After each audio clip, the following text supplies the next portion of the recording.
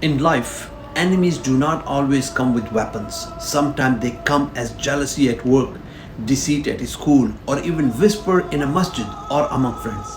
But this dua reminds us no one can harm you if Allah protects you. So when you feel surrounded by negativity, envy, or plots, say this dua with full conviction. Allahumma inna naj'aluka fi nuhurihim wa na'udhu bika min shururihim. Oh Allah, we place you before them, means to our enemy, and seek refuge in you from their evil. You are not just saying these words, you are handing your battle to the one who never loses. And when Allah is your shield, no enemy can harm you, no enemy can reach you. Enemies may surround you, but when Allah stands before you, no harm can touch you. Just make this dua and trust His protection. Allahumma inna naj'aluka fi nuhurihim wa na'udhu bika min shururihim. Allahumma ameen ya Rabbal Alameen.